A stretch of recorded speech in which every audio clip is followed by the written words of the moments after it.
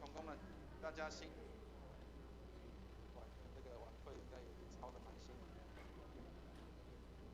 可以继续的圣诞曲，帮助我们能够完成圣诞节。希望上帝恩待我们啊。那也弟兄姐妹他们要受洗跟转入，那这个是相当不容易啊，所以也为他们来祷告。那我们今天的献唱成为馨香的祭献在主面前，好，我们一起来祷告。天父，我们为今天早上的侍奉向你献上感恩，谢谢你透过我们的音乐跟服饰，让我们所做的都能够成为馨香的祭献在主的面前。愿你悦纳我们，无论是我们所献唱，或是我们的大提琴的声音，或是我们所献唱的，能够进入弟兄姐妹的心中，让他们感受到这说话。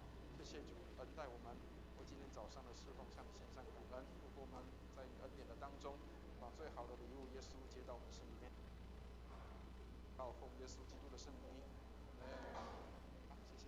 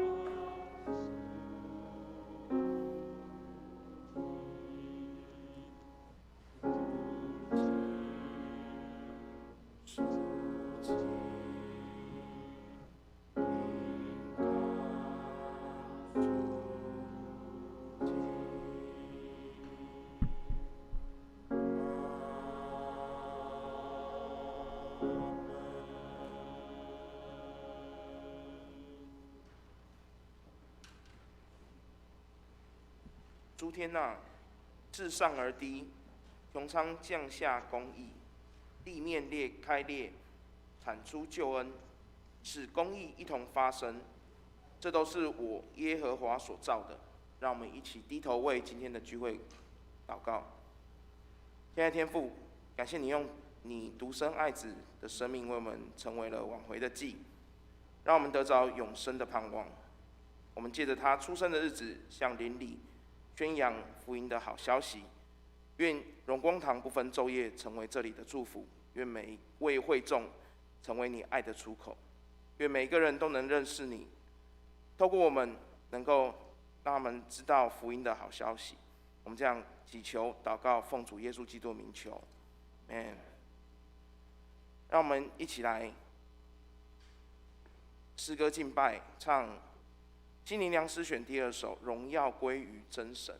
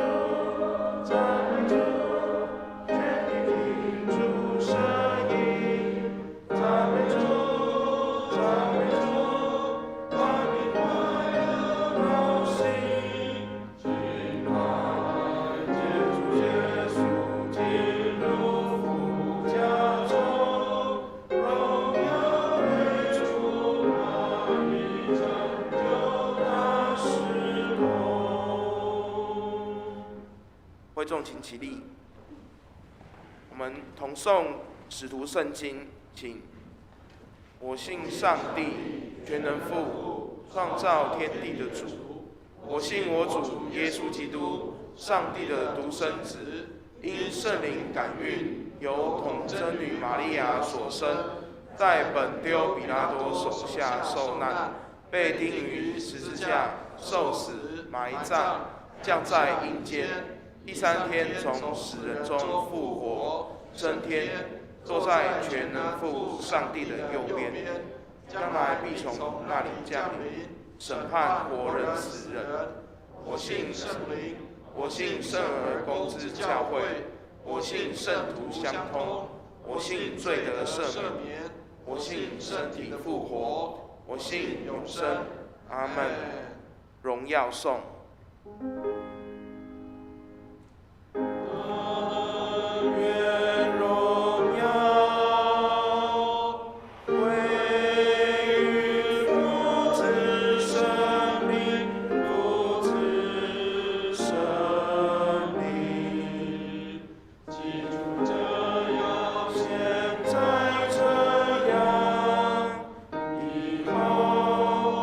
也这样。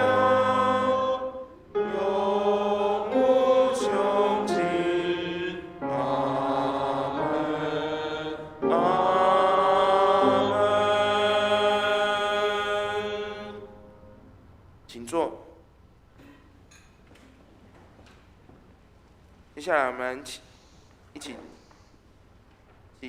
英文，在路加福音第1章46至55节。那我来请会众来应。我心尊主为大，我灵以神我的救主为乐，因为他顾念他使卑女的卑微，从今以后万代要称我有福。那有全能的为我成就了大事，他的名为圣，他怜悯敬畏他的人，直到世世代代。他用那狂傲的人正心里狂想，就被他赶散了。他叫权柄的失位，叫卑微的升高，叫饥饿的得饱美食，叫富足的空手回去。他扶助了他的仆人以色列，为要纪念亚伯拉罕和他的后裔，施怜悯直到永远，正如从前对我们列祖所说的话。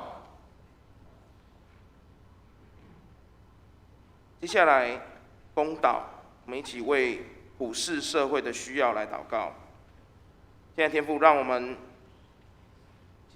一起为中亚国家伊拉克祈祷，让基督信仰能够进入他们的生活文化中，让民众更能够认识基督信仰，并为台湾卫理公会北山区教会祷告。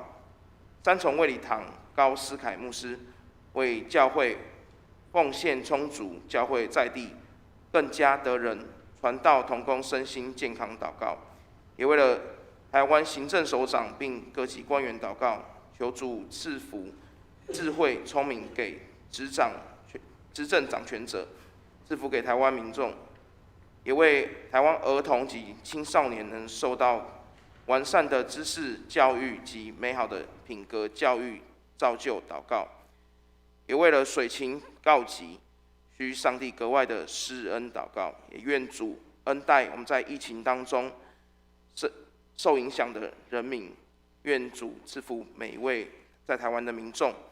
我们一起用主祷文来祷告。我们在天上的父，愿人都尊你的名为圣，愿你的国降临，愿你的旨意行在地上，如同行在天上。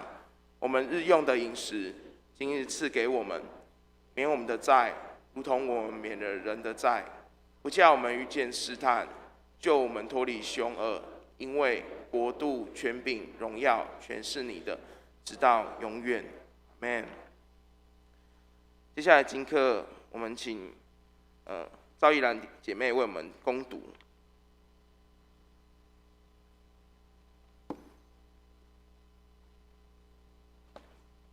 第一处经文在教会圣经的306页，撒母耳记下第7章1到11节。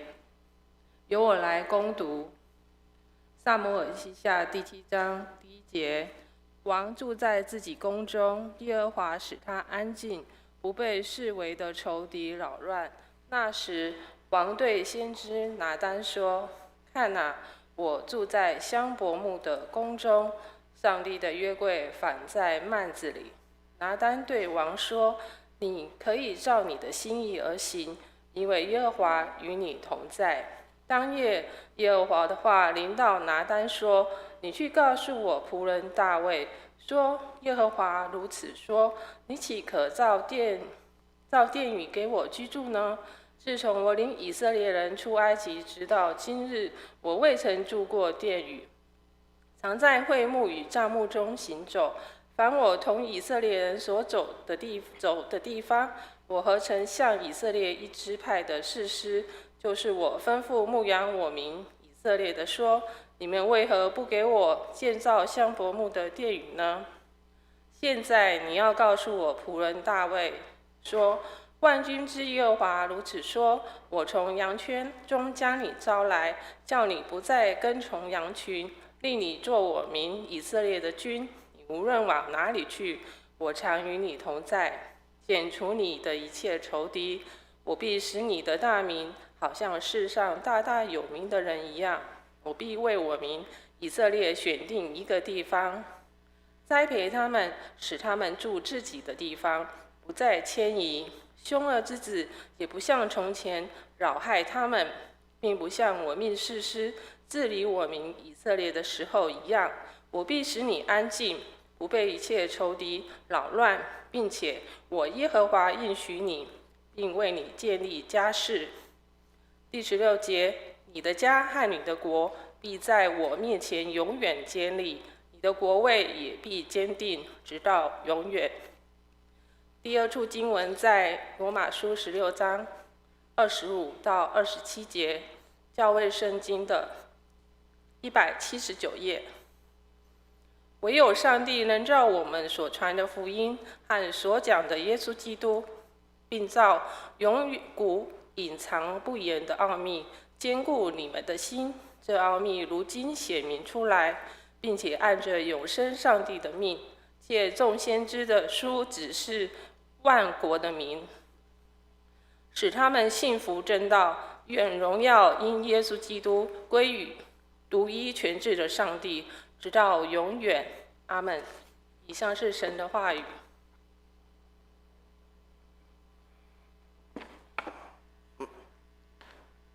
接下来我们要先点灯，因为今天是降临期第4主日，所以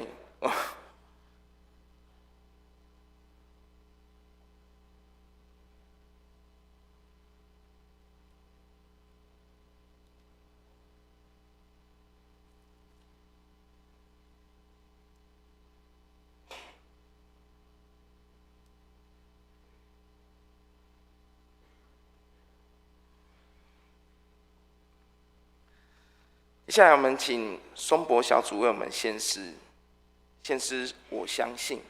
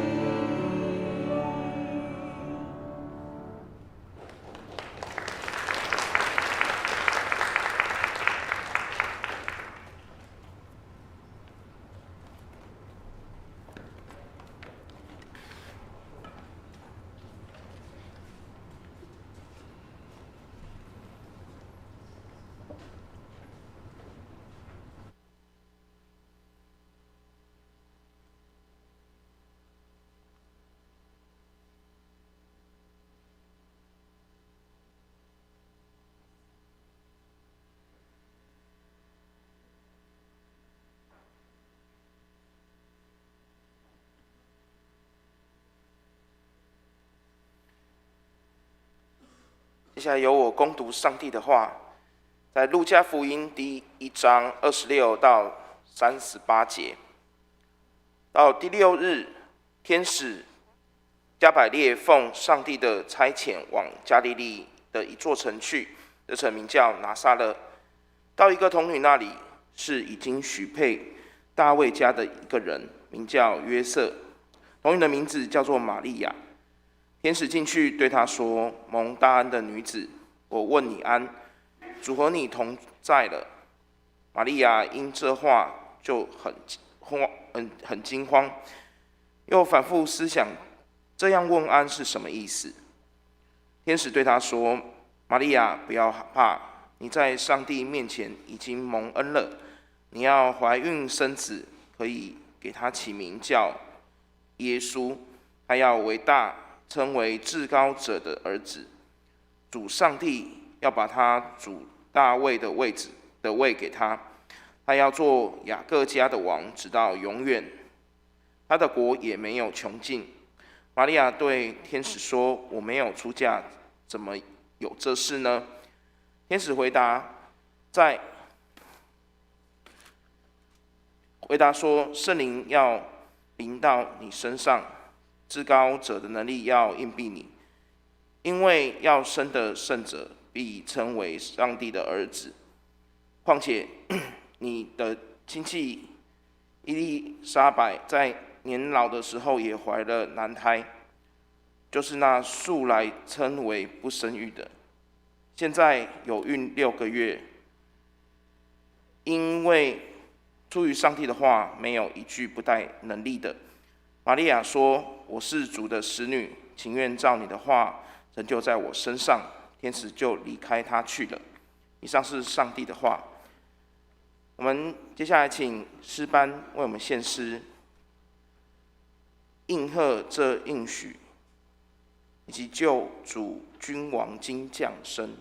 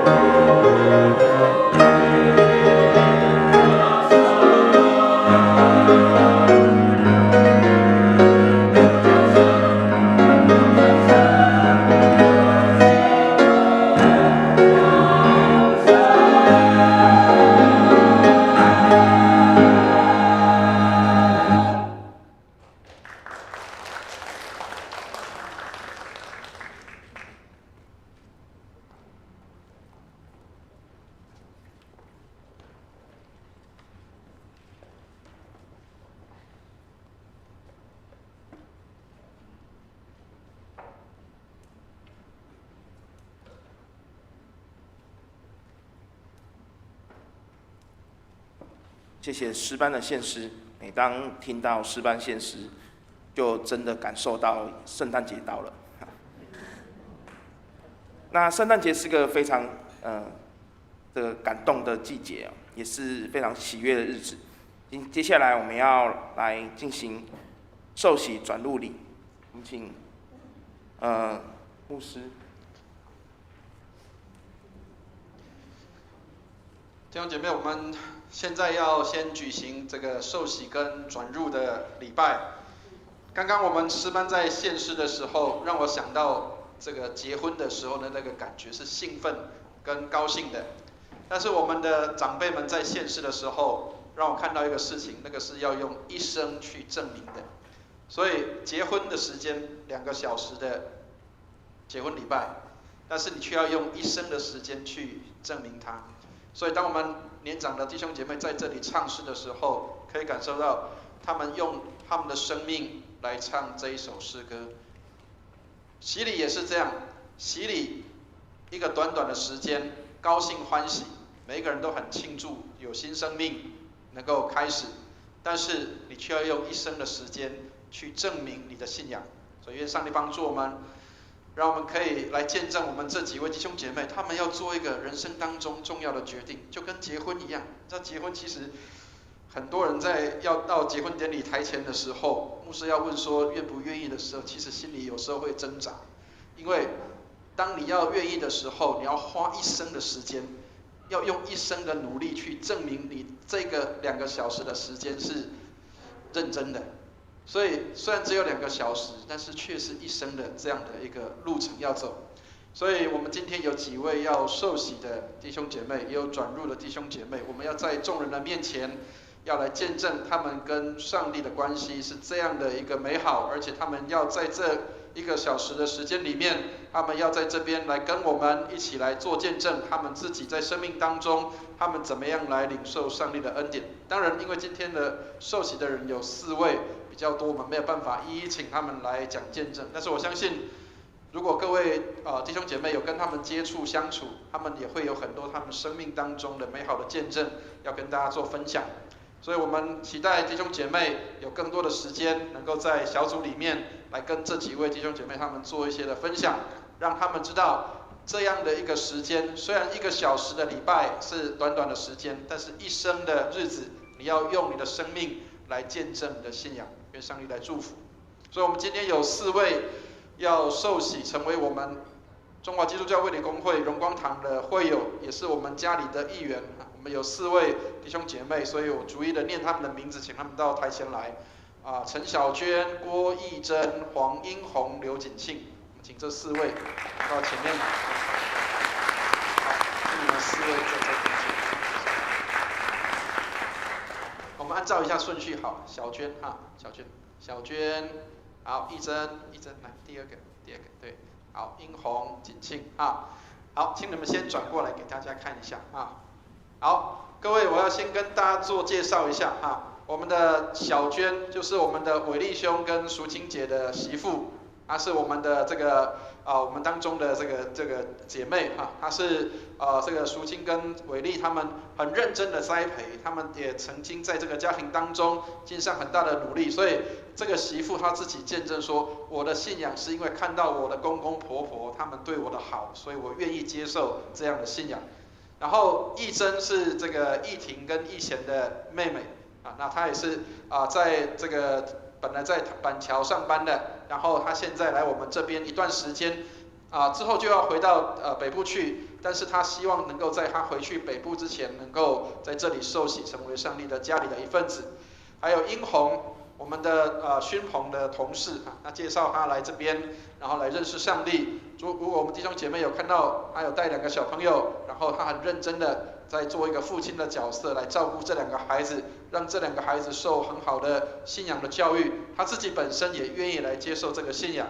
然后最后这一位叫做锦庆，他在这个餐厅服务跟工作，也许我们当中有弟兄姐妹曾经去过他的餐厅来吃饭，那所以他现在他过去都是供应给别人吃喝，但是他现在要领受从神那里来的恩典，求上帝来祝福，让这4位弟兄姐妹他们在众人面前来做美好的见证好，请你们转过来，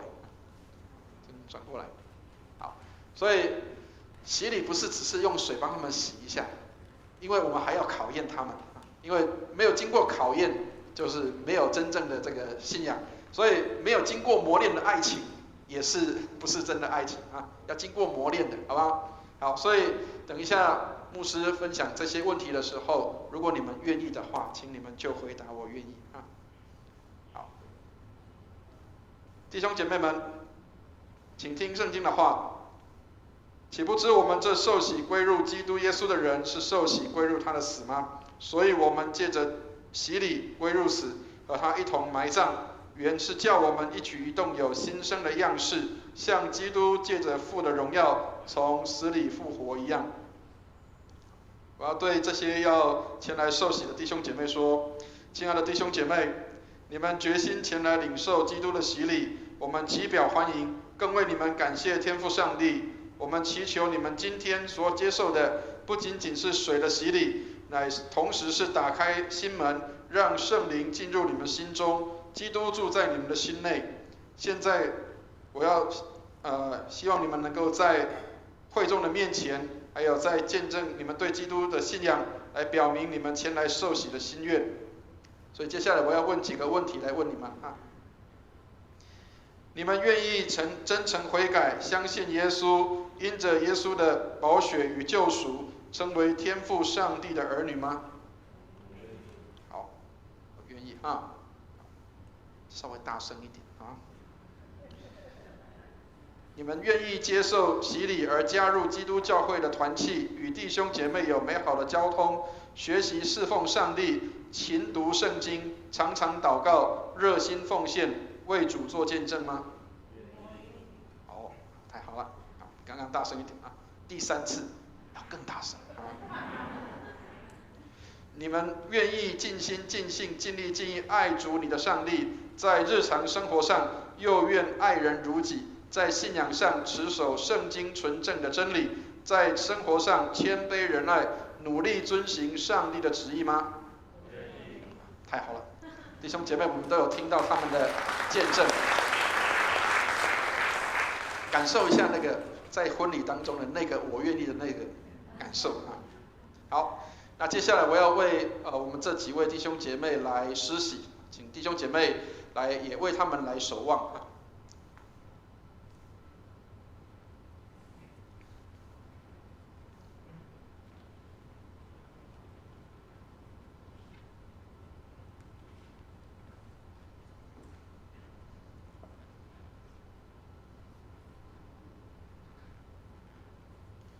陈小娟姐妹，我奉圣父、圣子、圣灵的名为你施洗，阿门。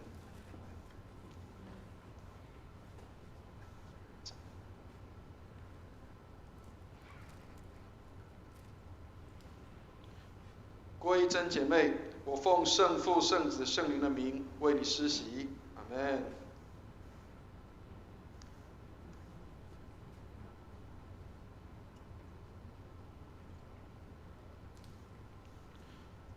黄英宏弟兄，我奉圣父、圣子、圣灵的名为你施洗，阿门。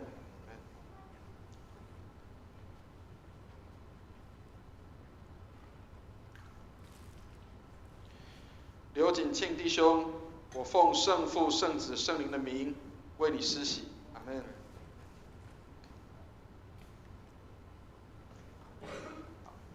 弟兄姐妹，如果我们弟兄姐妹当中，你愿意为这4位弟兄姐妹常常守望祷告，你愿意关心他们，每个时刻时常为他们来祈求，为他们来代求，常常为他们做关心的这样的代祷者，我们就从座位上站起来，我们一起来为他们来祷告。无所不能的天父上帝，求你应许我们的祷告。今天领受圣洗的弟兄姐妹，都有圣灵的印记，列名于主耶稣基督忠实的门徒行列当中。又求主把丰盛的恩典赏赐他们，让他们内心常有主的平安和喜乐，在生活上流露基督的香气和仁爱，使别人看见他们的好行为，便将荣耀归给他们在天上的父。这都是因我主耶稣基督求的，阿们。好，请你们4位转头来看一下。每天有这么多弟兄姐妹要为你们祈求祷告哈，愿上帝来祝福你们今天所做的决定。我们一起来拍手欢迎他们进入我们荣光的家庭里。好，谢谢弟兄姐妹，请坐。好，当然不是只有这样就结束，还不要走，还没。我们还要送给我们这几位弟兄姐妹，他们有美好的礼物。圣诞节是领受礼物最美好的时刻。那但是我们教会要先送给我们的这几位弟兄姐妹啊，有这些的礼物。好，荣明兄不在，好，那请依兰代理好了。好，我们要给这个小军，好，小军。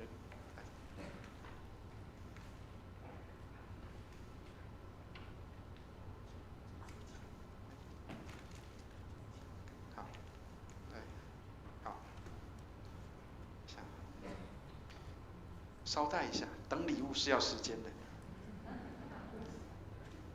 好，来，各位，给礼物前要先给大家看一下，这是新的受洗证书。所以，我们弟兄姐妹，如果你就是换成新的这个会友证书的时候，你的会友证书就是长得这个样子啊。所以我们能够我们这些受洗的弟兄姐妹，他们要领到我们最新的这个受洗的证书。这个证书上面也规定了卫理公会的会友应该是一个什么样的样式，我们的生活应该怎么样来遵行。好，所以我们先把这一份来交给我们的小娟姐妹。好，请我们的义兰执事来帮忙代理。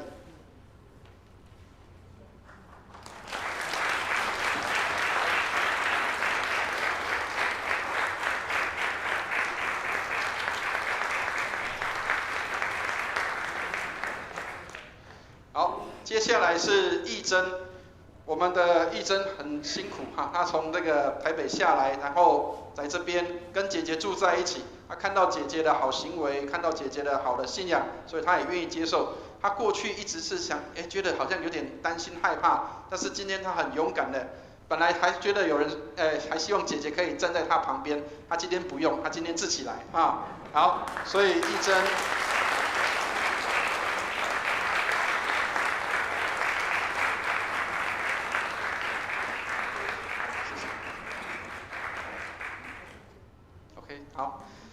好，接下来这一位，还有，哇，太好了，礼物接踵而来。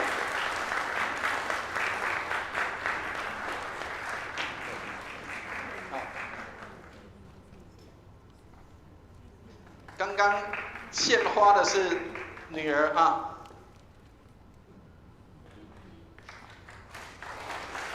好，小组长跟她一起拍啊。好，接下来是黄英红。也有我们的受洗证书哈，这个勤奋的父亲很不容易，所以我们也为他来做这样美好的见证啊。我们请这个义兰来帮啊，好，哇，礼物接踵而来，太好了。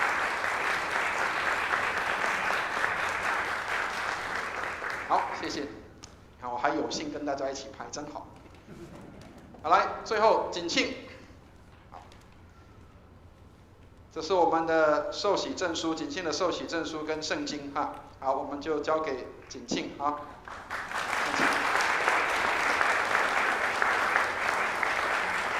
好，谢谢。来，一样，你看多好。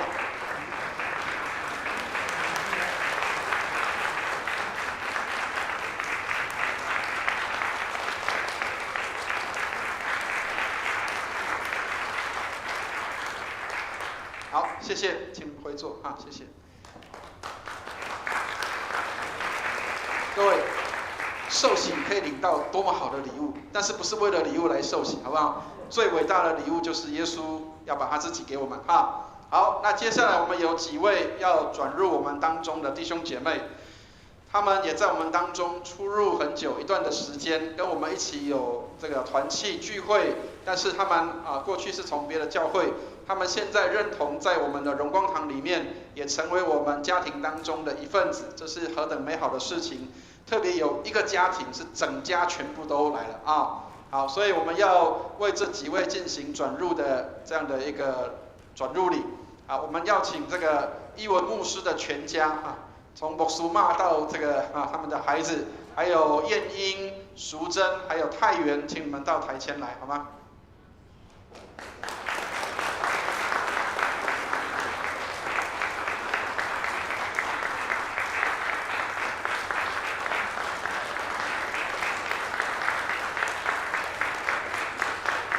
来，我苏骂，好，请哈，对，来，燕英、淑珍、太原，来，我们按照顺序啊。你看，一家能够一起来做礼拜是多好的事情。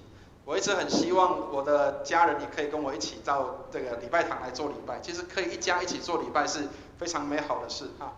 我苏骂，先叫问姐，你今年几岁？87岁，啊，80岁啊，80岁啊，好，然后这是他的全家啊，还有我们的淑珍，也是我们当中来我们当中的姐妹，她的见证分享很棒他说上帝为他找到合适的房子，就在我们的教会的旁边而已，很棒的一位姐妹。吴燕英姐妹，她从美国来这边，但是不小心就卡在这里了啊。但是呢，上帝透过她卡在这里，也让她看到、经验到很多丰富跟美好。她亲眼看到她的同事，过去的同事能够在这里也受洗，就是我们的丽珍姐妹在这边的受洗，她也愿意转入到我们当中来。所以我们有一位美国的会友在我们这边转入我们的会籍，但是他回到美国去，他一样是我们荣光堂的会友啊。所以愿弟兄姐妹也常常纪念我们的燕英姐妹。还有太原也来到我们当中很久的时间也是在我们当中聚会了一段时间。他成为很多人的老师，他是一个数学老师，他在他的工作上面很认真的来教学，所以很多学生在他的手上都变成很厉害的这个数学的这样的一个解题者。那我觉得很惭愧，是因为我数学从来没及格过，所以如果应该早一点认识太原，可能会好一点好，请你们转过来，给大家来认识一下好，我们的老苏嘛还有义文牧师的全家，还有我们的这个淑珍，还有这个燕英跟太原这个让大家可以认识他们一下。好，那请你们转过来一样。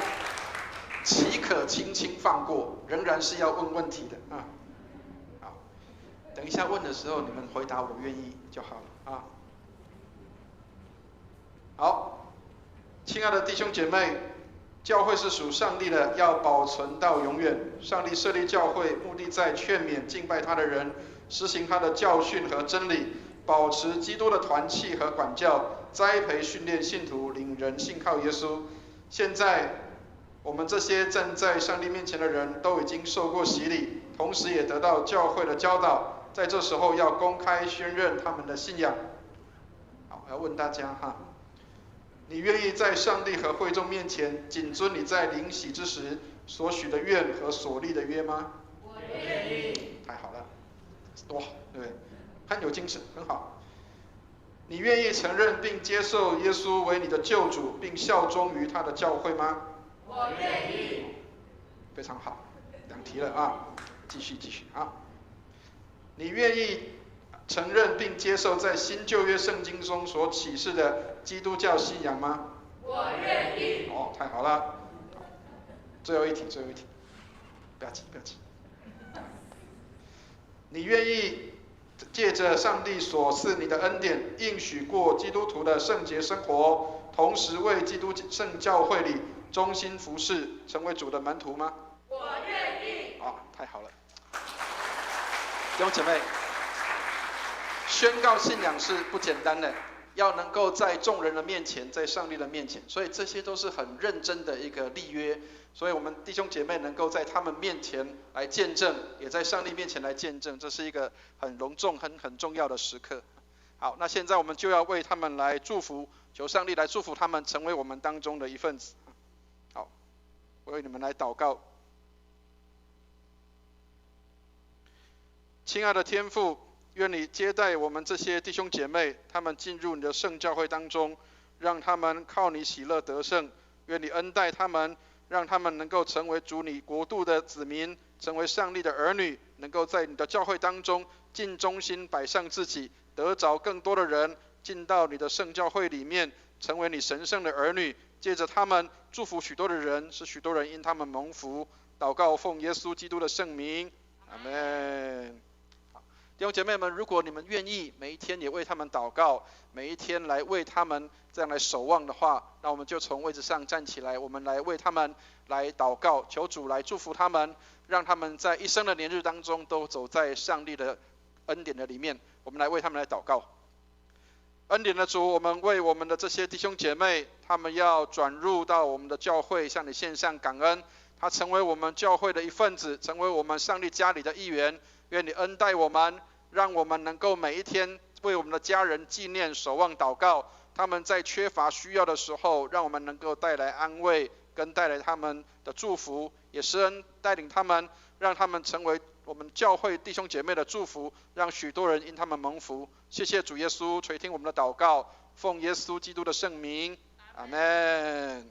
好，我们请你们转过来啊，看一下，每一天有这么多弟兄姐妹要为你们来守望祷告啊，我们来拍手欢迎他们加入我们的教会。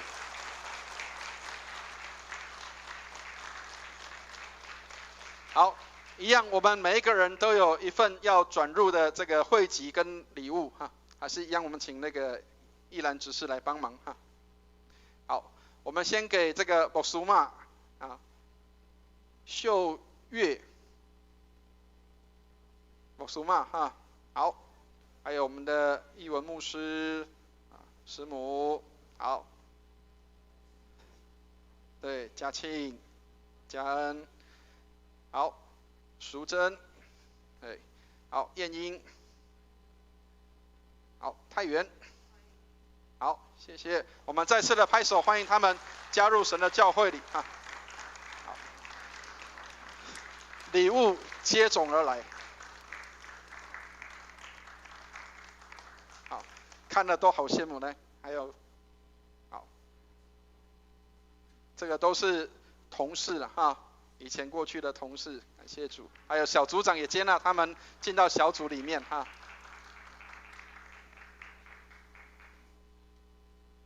好，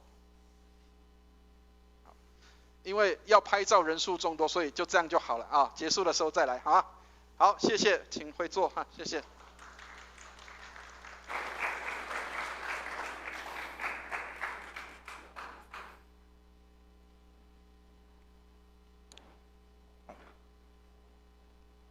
恭喜每一位受洗及转入的弟兄姐妹。回想起20多年，那个相对于是比较低调的那个受洗啊，这个算是非常盛大的了。接下来我们请牧师证道。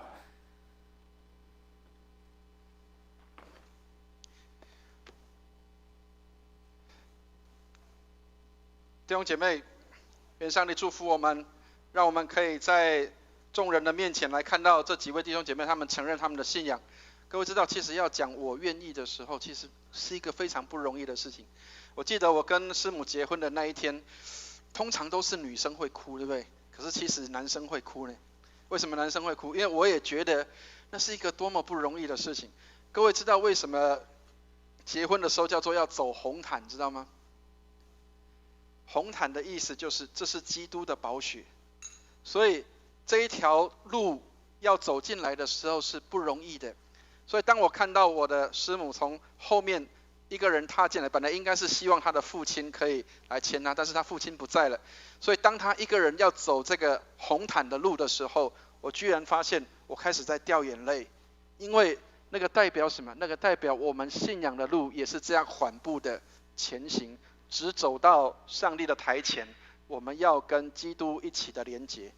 所以亲爱的弟兄姐妹，这是一个不容易的路。当你要回答我愿意，这是何等困难的事情。一生的路要用一生的时间去证明，每一步一步一脚印都是恩典的路。愿上帝来祝福我们。好，开始前一样跟大家分享一个笑话，一个故事，只是一个笑话，因为刚好讲到婚姻，所以我们在讲婚姻的故事。各位知道这个有在家庭教育当中，其实爸爸妈妈要教要出嫁的孩子，或者是要结婚的孩子，其实最好都是有家庭教育的。家庭教育是一个重要的事情。有一个妈妈对她的这个女儿就进行这样的家庭教育：女儿啊，你要结婚的时候要记得一件事情，凡事要让着你的先生，要让他做什么？让他洗碗，让他洗衣服，让他打扫整理，让他帮你做家事。所以凡事要让你的先生做，好吧？啊，这个只是一个笑话，但是弟兄姐妹彼此服侍，彼此的能够为对方来服务，这个是在家里面最美的事情。在教会里也是一样，我们当中没有谁叫做大的，谁叫做小的，为大的应当做最小的，为首的要做众人的仆人。所以我们当中能够成为领袖的人，他其实是众人的仆人，这是教会里最美的地方。所以我们成为上帝家里的儿女，当你要服侍人，当你希望能够拥有权柄，当你要能够在那个位置上发挥发光发热的时候，其实更是你需要降卑的时候。所以愿上帝帮助我们，让我们能够学习在教会跟社会不一样的地方是，为大的要做最小的，为首的要做众人的仆人。愿上帝来祝福我们。好，我们一起举起圣经来祷告，愿上帝的话做我们的帮助和力量。我们一起举起圣经来祷告。好，我们一起举起圣经来念这个祷词。我们一起念，请。这是我的圣经，他说我是谁，我就是谁；他说我拥有就拥有，他说我可以就可以。今天神的话要来教导我，我诚心悔改，我心里警醒，我灵谦卑受教，我就不再一样。奉主耶稣基督的圣名，阿们。我们这一周叫做将临期的第4个主日，将临期第4个主日叫做平安主日，所以第一个主日叫做醒悟主日，再来就是悔改主日。上一周我们点上了粉红色的蜡烛，那个叫做喜乐主日，这一周叫做平安主日。各位，我们每一个人对平安的定义或许会不一样。我们曾经有一个执事这样说，礼拜天早上我能够来做礼拜，表示我很平安，因为家里没有发生事情，家里面孩子很健康，家里面长辈很健康，所以我能够有时间能够来做礼拜。所以平安对很多人来说，就是像华人所定义的平安就是什么？平安叫做没代志，无事，平安无事是最美的。但是犹太人的解释又比我们再多一些些的意义。犹太人他们在解释平安的时候，它不是只有我们所讲的没有事情的意思，它包括一个东西叫做和平，或是叫做和谐。所以和平跟和谐也是代表平安的意思。当你能够跟人有和谐的关系，当你能够跟上帝有和谐的关系，当你能够跟你的环境，当你能够跟你的社群有和谐的关系，那个叫做平安。所以愿上帝帮助我们，让我们可以来看到和平也是平安的另外一个意思，让我们去看到许多事情，我们需要有上帝的平安跟我们一起同行。愿上帝祝福我们，让我们可以在凡事上领受上帝的平安。所以我们这一周的主日叫平安主日。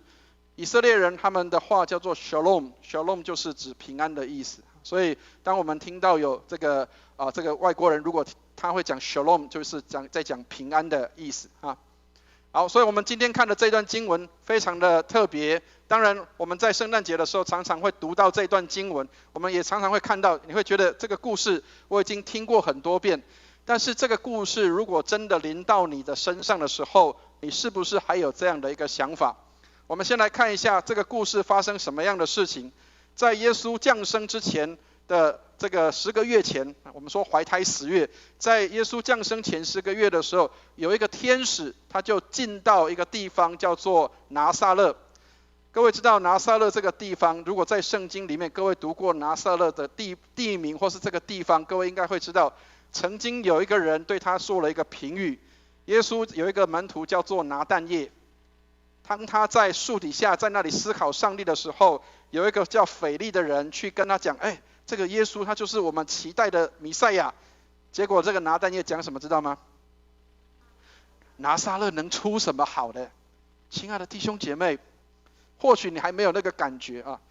我是台南人，然后我们老家在靠近那个安平的地方。各位，我们在我的老家家乡里面有一句话是这样说的，他用台语讲叫做喝茶不老贵安平港，听得懂意思吗？好的东西不会流到这个安平港那边去，为什么？因为过去安平港是一个很大的港口，但是后来没落了，泥沙淤积了，这个港口越来越小了，所以大的船没有办法进到这个安平港里面，所以叫做喝茶不老贵安平港。为什么？因为没有好东西会再到安平这个地方，所以安平渐渐没落之后，就再也没有办法发挥像它过去的那个海港的功能。所以安平在我们现在在台南的地区，算是一个很偏的小地方，一个小小的港口，一个小小的渔村而已。虽然它过去很发达，但是现在不是一个发达的地方。所以你可以想见，拿撒勒也是一个这样的地方。在当时的人来看，这不过是一个小地方而已，是一个鸟不生蛋的地方，是一个乡下小地方。但是在这里，居然上帝的天使找到一位叫做玛利亚的人，来让上帝的儿子要生在他的身上。亲爱的弟兄姐妹，这个女孩子她没有过人之处，这个女孩子她没有比别人厉害的地方，她不过就是一个很普通的女孩子。各位知道什么叫蔡奇阿米亚知道吗？就是很多人的名字都会叫同样的名字哈，比如说很多人都会在台湾，很多人都会叫属灵啊哈，或是叫什么哈，很多的名字好。但是呢，玛利亚这个也是叫做蔡奇亚米亚。但是你可以想见一个事情是，天使到一个很普通的、一个很微小的一个村庄里面，又去找到一个很微小的、没有名不见经传的一个女孩子，然后告诉她说，上帝要与你同在了。我们来看一下这个经文哈，27节，这个人他还有特别的另外一个身份。我们来看27节的地方，我们来念一下27节，一起念来。到一个童女那里，是已经许配大卫家的一个人，名叫约瑟，童女的名字叫玛利亚。好，我们刚刚讲了玛利亚，她是蔡奇亚米亚，但是各位约瑟这个人知道是谁吗？他是一个木匠，知道吗？他是一个做木工的人。在当时，木工不是一个叫做很显赫的职业，是一个很一般的职业。你可以想见，一个很乡下的小村庄里面，一个很名不见经传的女孩子，要嫁给一个不是很出名的一个木匠。但是，上帝的儿子居然降生在这样的一个家庭里。我们应当会去想象说，上帝的儿子荣耀应该是要降生在帝王家，要不然就是要降生在富贵人家里面，却没有人去想到一个普通的家庭里面，居然是基督要降生的一个家庭。亲爱的弟兄姐妹，你看自己说是普通的，你认为自己好像是没有什么，你认为自己是 nobody， 没有人会认为你是 somebody。但是当你愿意让主在你的生命当中带来改变的时候，你将跟过去不再一样。我们刚刚的祷词里说，我就不再一样。当你的生命被耶稣来掌管的时候，你将不再一样。10年前，我们有一位弟兄，那时候我跟师母，我们到88水灾，我们去到嘉东那个地方去服侍。10年前，这个弟兄他也是一个刚退伍的一个弟兄，然后他到嘉东教会去当教会的干事。各位知道，嘉东是一个很小的小渔村，是一个很小的村庄，是一个客家人的村。但是呢，这个弟兄他退伍之后，他就来到那个小乡下的地方去当这个干事。他的信仰是从他的母亲给他的。当他在那里服侍了一段时间之后，他受到圣灵的感动，他看到我跟嘉东教会的这个一位于牧师，我们在那里服侍，他非常的惊讶，他知道说当传道人是一条辛苦的路，但是他愿意，后来他决定要接受呼召，成为上帝所拣选的这个传道人。所以我们就祝福了他，让他去到台南神学院去念书。各位以为去念神学院或是当传道人是一件很光荣的事情，对不对？你如果真的去念书的时候，你会发现很多地方还是要叫做论身份，跟论你的叫做你的是从哪里出生的。我们这个弟兄，当他去念书的时候，他遇到了挫折，他回来跟我讲说，他说牧师啊，你知道神学院里面很多人都问我说，我们是某某长老的儿子，我们是某某牧师的孩子，那你是哪一个家庭出生的？你是哪一个家里来的孩子？很多人会问说，你到底是从哪里来的？你怎么会来念这个东西呢？你怎么会去想要被呼召成为上帝的这个仆人？很多人觉得你应该是牧师家的孩子，或是你应该是一个谁家的一个子弟。我们这个弟兄他说，我什么都不是。他说我在那个地方念书相当的痛苦，因为谁谁谁又是哪个牧师的孩子，谁谁谁又是哪个长老的孩子。我说亲爱的弟兄，感谢上帝，我们没有背景，所以我们不需要有任何的包袱，这是第一个。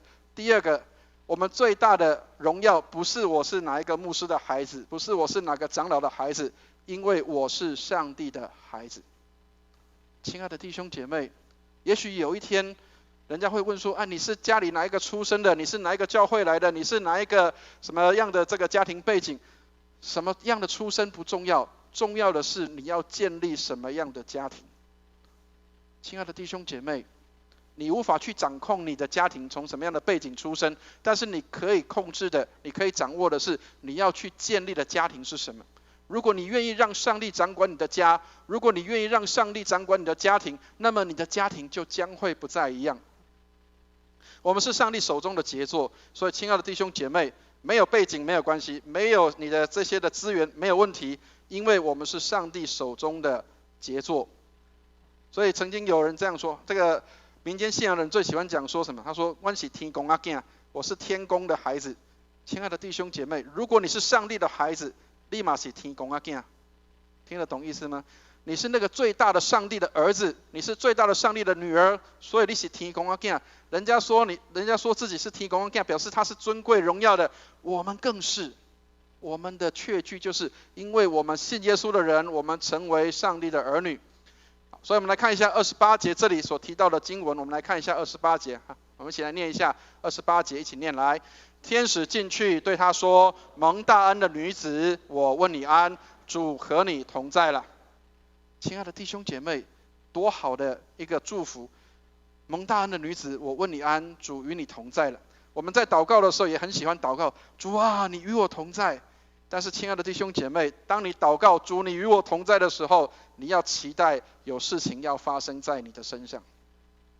千万不要觉得说，哎呀，我只是祷告而已。当你祷告主啊，你要与我同在的时候，你要期待有事情要发生在你的身上了。因为这个人他就是当他祷告的时候，他说他祷告说，主啊，你要与我同在的时候，上帝就在他身上做奇妙的事情。任何事情临到我们都不是突然的，所以亲爱的弟兄姐妹，当你祷告上帝你与我同在，也许你要经历到一些特别的事，你可能要从这个地方搬到另外一个地方，你可能要从你原来的位置要去提升到另外一个地方，或许不是提升，也许是降下来，也许你要经历到的是一些特别的事情，但是任何的事情临到我们都不是突然的。亲爱的弟兄姐妹，上帝帮助我们，每一件事情临到我们身上都有上帝特别的美好的旨意跟计划。当你说上帝你与我同在的时候，你要期待有事情要发生。所以祷告是给什么？是给自己有机会领取上帝所预备的礼物。当我们祷告的时候，你要期待上帝要发生事情在我们的当中。所以曾经有很多人说，我只是祷告。亲爱的弟兄姐妹，上帝不会轻忽你的任何一个祷告。当你祷告的时候，你真的要期待有事情要发生在你的身上。所以祷告是给自己机会领取上帝预备的礼物。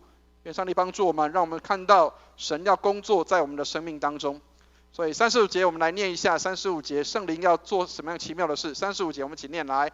天使回答说：圣灵要临到你身上，至高者的能力要荫蔽你，因此要生的圣者必称为上帝的儿子。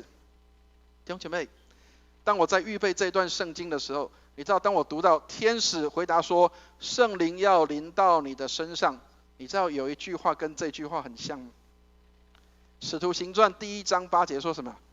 但圣灵要降临在你们身上，你们就必得着能力，并要在耶路撒冷、犹太全地和撒玛利亚直到地极做我的见证。亲爱的弟兄姐妹，圣灵的充满要为了做什么？为上帝做见证的。所以天使说圣灵要临到你身上，谁要为上帝做见证？玛利亚，你生孩子要为上帝做见证的。生孩子对我们男生来说比较可能远一点，但是对女生来说，那是一个很真实的事情。有一个孩子，有一个胎儿在你的肚子里面，即将要生出来。对男生来说，我们只能够看到胎动，我们很难去理解那样的一个状况。但是那个孩子要生出来，他将要改变这个世界。你愿意顺服神去他要你去的地方吗？亲爱的弟兄姐妹，顺服不是一件容易的事。刚刚我们在这里很多人说我愿意，但是当你回答我愿意的时候，刚刚讲了，当你讲上帝与我同在的时候，你要期待有事情要发生在你的身上。也许今天上帝要感动你做一件事情，可能是你必须要去降下你的身份去服务别人，也许你可能会被提升，甚至你可能会成为别人的主管，去帮助别人。不管你是什么样的状况，上帝都要你顺服在那个地方，并且顺服他的旨意，在那里为他做见证。亲爱的弟兄姐妹，圣灵降临在你身上，你就必得着能力要来做见证。38节我们来念一下38节，我们来看玛利亚怎么回答。我们一起念来。玛利亚说：我是主的使女，情愿照你的话成就在我身上。天使就离开他去了。亲爱的弟兄姐妹，玛利亚说情愿照主的话成就在我身上。各位，那个情愿真是一个不容易的事情。你愿不愿意？你愿不愿意情愿神的话成就在你的身上？当上帝要透过你来祝福别人的时候，可能不见得是一个你认为都是顺利的、顺境的状况，但是上帝要透过你来祝福许多的人。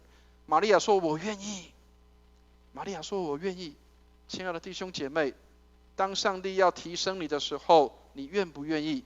当上帝要让你降卑的时候，你愿不愿意？当上帝要你去服务那个你不喜欢的人的时候，你愿不愿意？当上帝要你去一些你不想去的地方的时候，你愿不愿意？昨天在圣诞晚会结束的时候，因为贪嘴的关系，其实牧师正在上那个减重班哈，但是因为贪嘴，结果结束的时候，我一样在这个结束前一样拿个面包一直在啃。边啃的时候，我在看过去的一部很经典的电影，叫做《教会》（The Mission）。然后当我在看那个电影的时候，你知道那几个耶稣会的神父，他们要到那个山上去的地方，你知道那是很辛苦的。除了要突破那个地形环境的关系，他们还要有一个坚定的信心，是我们要跟这些原住民站在一起。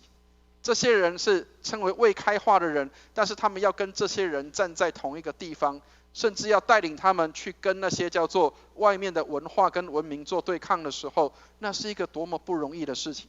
亲爱的弟兄姐妹，愿上帝帮助我们，我们需要从上帝那里来给我们勇气跟信心。神要我们单单信靠他的话，不用别的证实或凭据，他要我们照着我们的信心，他要为我们来成就。所以愿上帝帮助我们，让我们来看到信心本来就是一个冒险。有时候上帝会给你在新的地方，上帝会给你在新的路上，上帝会给你在新的位置上，每一个位置都可能是为主冒险的时候。但是我们需要求上帝给我们从恐惧到勇敢，从软弱到刚强，从自私到变成无私的一个状态。愿上帝祝福我们。改变是一个不容易的事情，但是你为主而改变，你会看到上帝的祝福临到你的身上。所以我们来从今天的经文看几个事情。第一个，要相信上帝的旨意是好的。上帝创造我们每一个人都有他的目的，要我们找到他的一个创造的美好的旨意。所以我们要期待上帝在我们的生命当中，求主来发挥他的功用，让我们在上帝的面前，我们能够为主所使用。也许人会看走眼我们，或许人不理解我们，但是上帝绝对不会看走眼。所以圣经里面提到说，人是看外表，但是上帝是看内心。耶和华看人不像是人看人，人都是看着外表的，但是上帝是看着人的内心的。所以神是我们生命的建筑师，所有的建造都是有意义的。愿上帝帮助我们，上帝在我们生命当中的建造都有他的美好的旨意。时间赋予生命机会，而生命赋予时间意义。所以也许你的时间要训练的时间很长，也许你有一段时间需要去忍耐等候，但是上帝的时间都是有意义的。愿上帝帮助我们忍耐等候上帝的旨意要成就在我们的身上。第二个，我们要相信上帝一路的带领都是祝福，即使他带领我们的路要走过旷野的路，要走过死荫的幽谷。2个礼拜前，我们的这个古克中院长也曾经讲过这样的一篇道，在我们要经过的路上，也许是死荫的幽谷，但是要相信一路都是上帝的带领跟引领，他的路都是祝福的。所以有时候上帝要我们学习放下一些东西，有时候我们想要带着很多的东西，但是上帝要我们能够放下这一切，在路上去领受他要给我们的恩典。所以神量给我们的甜蜜的负荷，其实是提升我们的荣耀的冠冕。所以亲爱的弟兄姐妹，也许你正在受苦的路上，但是你要用另外一个眼光来看，是上帝带领你走的路是祝福的道路，他要让你得着那个荣耀的冠冕。所以你将会在周围的人收成你种在他们身上的果子。也许你现在不一定看得到，但也许要过了一段时间，但是你会从你身边的人看到上帝在他们身上，因着你，透过你来祝福到他们的身上。所以上帝帮助我们，让我们看到很多人会在我们的生命当中经历过，但是很多人也从我们的生命当中得帮助。我们会看到很多的果子在我们身边的人他们身上来显出来。第三个，要相信顺服的人必定蒙福。主耶稣，我愿意更多降服于你。当你这样祷告的时候，刚刚讲了，你要期待有事情要发生在你的身上。愿上帝祝福我们。当你这样祷告的时候，你要相信上帝要做事情在你的身上。马克康该这样说：学习向主信靠顺服，有一天你会在所不明白的事上看见神的荣耀。也许你现在看不到，但是你在有一天你会发现，上帝很荣耀的让你看到，你过去所经历的一切都是为了要祝福你的现在。我们的过去也许经历到很多的苦，也为我们现在做预备。现在我们所经历到的，也为将来上帝的事情、上帝的荣耀来做预备的。所以很多时候，上帝不要我们做什么，他要我们单单的来顺服他。亲爱的弟兄姐妹，玛利亚的那句话：“我情愿，我愿意主的话能够成就在我的身上”，那是不容易的事情。愿上帝帮助我们，让我们重新去反省：上帝呼召我的时候，我愿不愿意这样去做？也许上帝呼召你今天成为一个小组长，也许上帝呼召你今天成为一个执事，也许上帝呼召你在教会里面要承担一些的责任跟任务。你说主啊，我不要，你呼召别人去吧。亲爱的弟兄姐妹，不要怕上帝给你的呼召，上帝给你呼召，你要相信有美好的事要发生在我们当中。把自己的意志完全的让给主，主就会拿去一切使我不能温柔、不能仁爱、不能忍耐的。愿上帝祝福我们，让我们能够拿去一些我们所不需要的，留下上帝给我们所需要的一切。最后，还是要回到玛利亚的身上，愿我们都能够像玛利亚对主说：“情愿照你的话成就在我的身上。”愿上帝祝福我们，让上帝的话成就在我们的身上。你要期待有美好的事要发生在你的身上。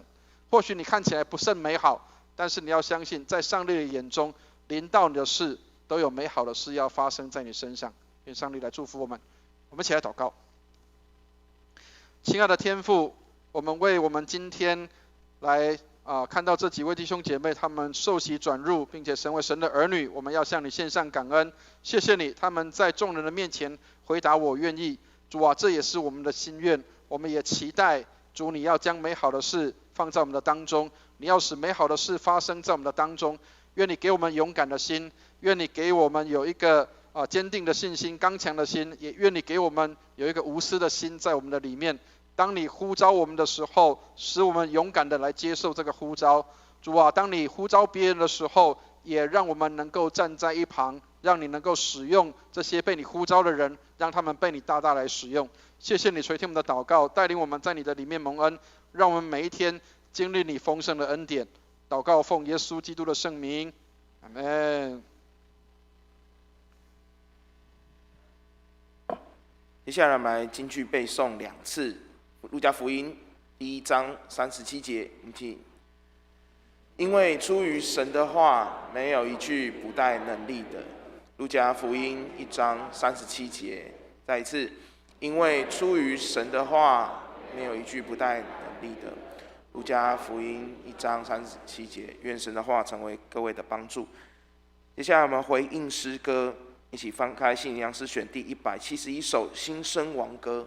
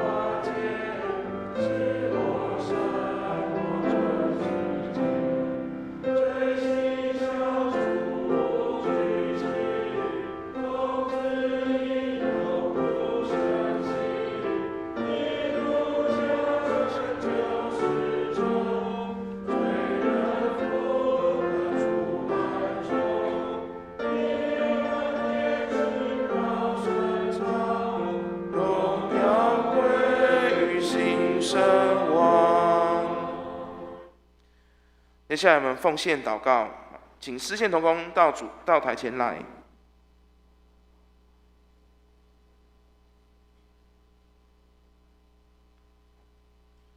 我们一起低头祷告，感谢主，你在这大好的日子里，让我们见证了每一个人的洗礼，也是见证了每一件你的神迹。愿主继续让我们每一个人能够继续透过我们见证，让别人见证你的信仰。在此，我们献上点金钱为主所用，求主悦纳。我们这样祷告，奉主耶稣基督名求，阿们。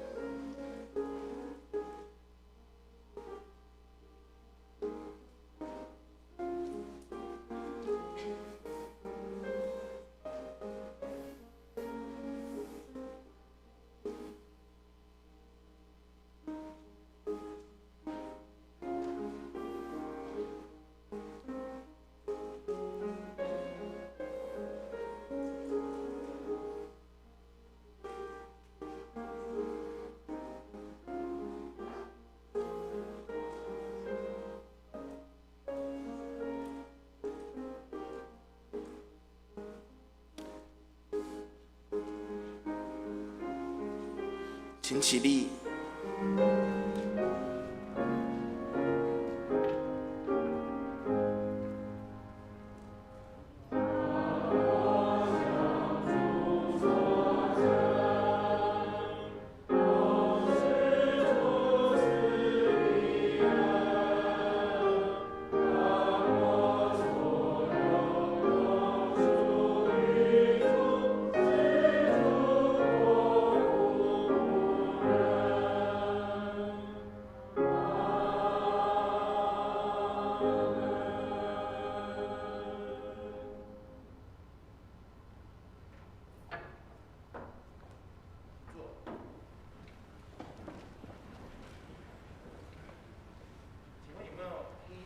到我们当中的弟兄姐妹，好，那大家都是老朋友了，我们一起来唱《我们成为一家人》。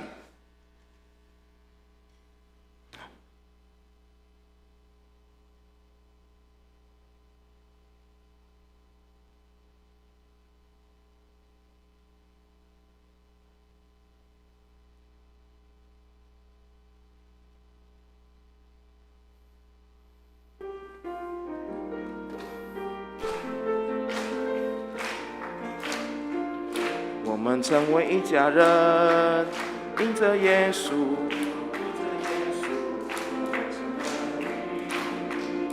我们成为一家人，因着耶稣，成为神国的子民，因着耶稣的洁净，因着耶稣的光明，因着耶稣同在。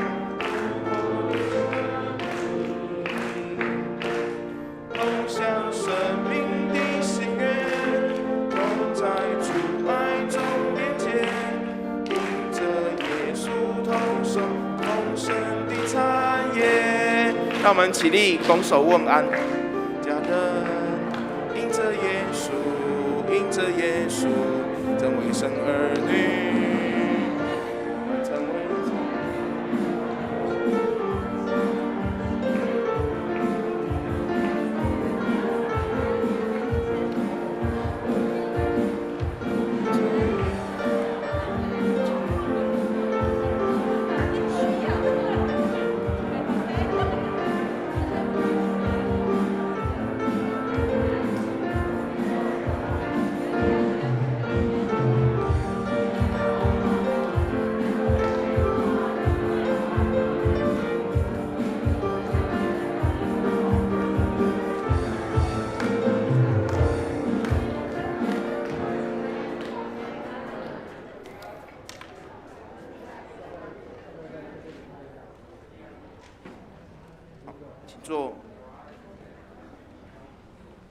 接下来教会报告，我们很快速的先进行报告。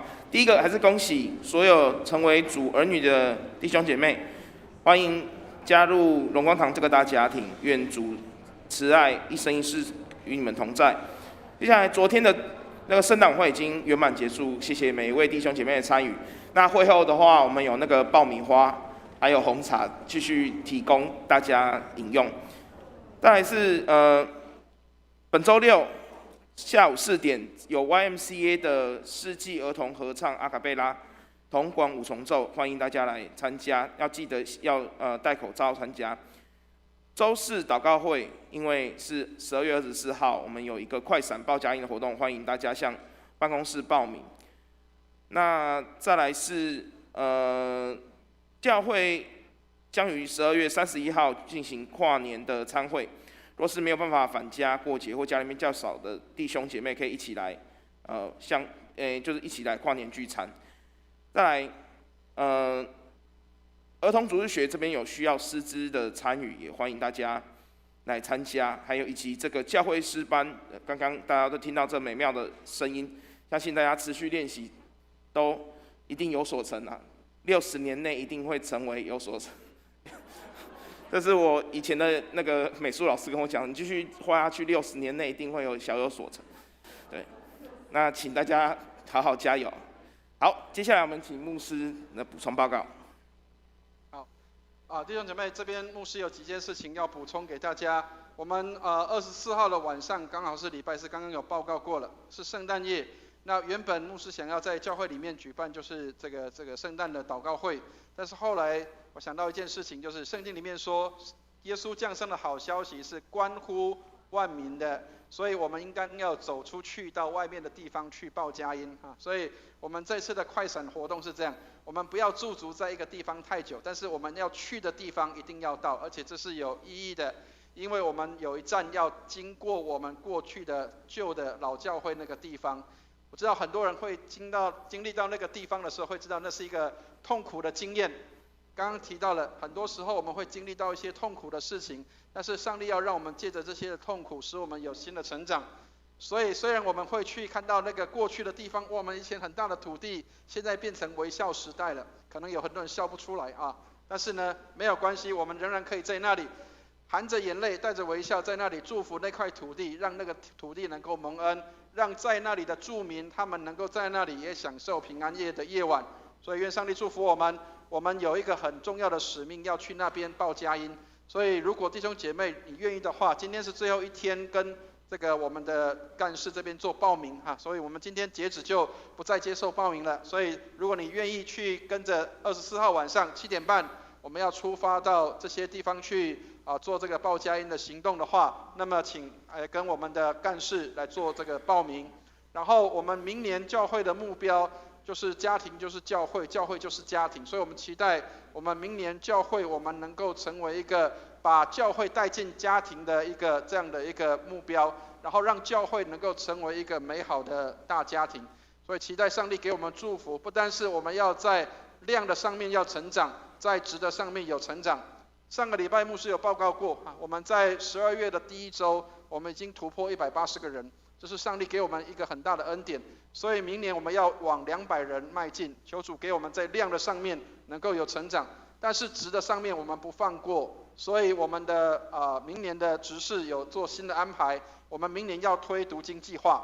所以详情的话，我们的这个负责的同工会做这样的说明。但是我们期待弟兄姐妹，明年是我们的一个很重要的读经的这一年，让我们每个人都养成读经的习惯，让我们每个人把上帝的话吃进你的生命里面，让你的生命跟过去不再一样。愿上帝来祝福我们。这样，谢谢。请起立，我们唱3-1颂。普天之下，万国万民，齐声赞美父子圣灵，三位一体，同荣同尊，万有之源，万福之本。阿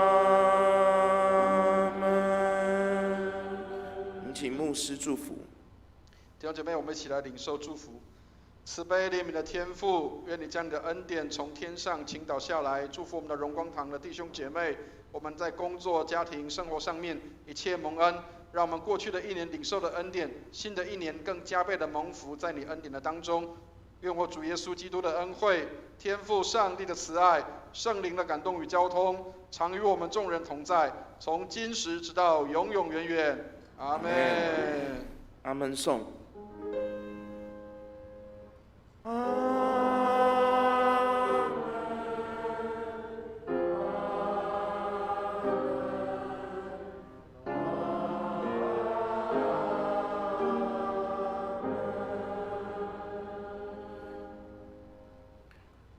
请做订阅。在订阅中，请为今天肢体消息和教会事工代祷。